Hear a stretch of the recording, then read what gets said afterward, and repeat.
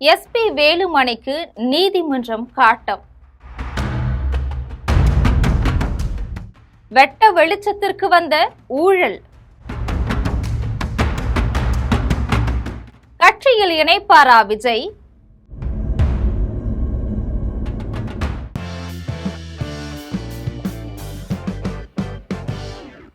இரண்டாயிரத்து 21ஆம் ஆண்டு அதிமுக ஆட்சியில எஸ்பி வேலுமணி உள்ளாட்சித்துறை அமைச்சரா பதவி வகிச்சிருந்தாரு. அப்போ கோவை மாநகராட்சியில 69 இளநிலை உதவியாளர் பணியிடங்களை நிரப்ப விண்ணப்பங்கள் கேட்கப்பட்டுச்சு. இதுல 654 பேர் விண்ணப்பிச்சிருந்தாங்க. அதுல 440 பேர் நேர்முக தேர்வுக்கு கூப்பிட்டாங்க. கடைசியில 54 பேருக்கு பணி நியமன ஆணை வழங்கப்பட்டுச்சு. இந்த நியமனங்கள் முறையான விளம்பரம் இல்லாம விதிமுறைகளை மீறி புறவாசல் வழியா நடத்தப்பட்டது அப்படின்னு சொல்லி ஈஸ்வரி உள்ளிட்ட 50க்கும் மேற்பட்ட தகுதி வாய்ந்த ஊழியர்கள் சென்னை உயர்நீதிமன்றத்துல வழக்கு தொடுத்தாங்க. 2021ஆவது வருஷம் இந்த வழக்க விசாரணை செய்த சென்னை உயர்நீதிமன்ற தனி நீதிபதி அமர்வு மனுவை தள்ளுபடி செஞ்சு உத்தரவிட்டுச்சு. இதை எதிர்த்து உயர்நீதிமன்றத்துல மேல்முறையீடு செய்யப்பட்டுச்சு. இந்த வழக்கை விசாரிச்ச சென்னை உயர்நீதிமன்ற டிவிஷன் அமர்வு டிஎன்பிஎஸ்சி இல்ல பிற அங்கீகரிக்கப்பட்ட தேர்வு அமைப்புகள் மூலமா இந்த நியமனங்கள் நடத்தப்படல அப்படிங்கறத சுட்டி காட்டுச்சு. இந்த 54 நியமனங்களும் சட்டவிரோதமானது அப்படின்னு சொல்லி கடந்த ஜூன் 18ஆம் தேதி அதை ரத்து செஞ்சு உத்தரவிட்டுச்சு. அது மட்டும் இல்லாம இதற்கு காரணமான அதிகாரிகள் மேல துறை ரீதியான நடவடிக்கை எடுக்கிறதுக்கும் ஆணையிட்டு இருந்தது. இதனால வேலையை இழந்த நிவேதா, சக்தி கவிதா, வினோத்குமார் இவங்கெல்லாம் இந்த தீர்ப்பை எதிர்த்து உச்ச நீதிமன்றத்துல மேல்முறையீடு செஞ்சாங்க. இந்த மனு உச்ச நீதிமன்ற நீதிபதிகள் KV விஸ்வநாதன் மற்றும் அருண்பாளி ஆகியோர் அடங்கிய அமர்வுக்கு விசாரணைக்கு வந்துச்சு.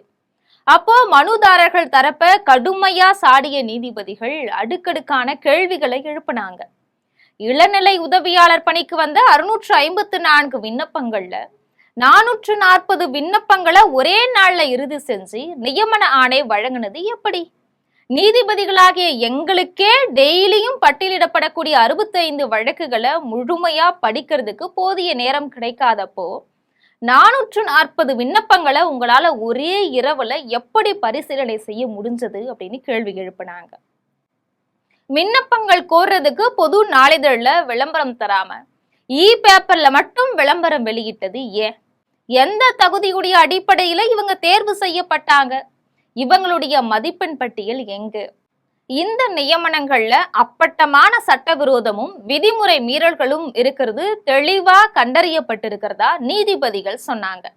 அப்போ மனுதாரர்கள் தரப்புல ஆஜரான மூத்த வழக்கறிஞர் VV கிரி, இப்போ நீதிமன்றத்தை நாடி இருக்கிறவங்க மாற்றுத்திறனாளிகள், அதனால மறுபடியும் இந்த பணியிடங்களுக்கான விண்ணப்பங்கள் கோரப்படும் போது இவங்களுக்கு கருணை அடிப்படையில முன்னுரிமை அளிக்கணும் அப்படின்னு கோரிக்கை வச்சாரு.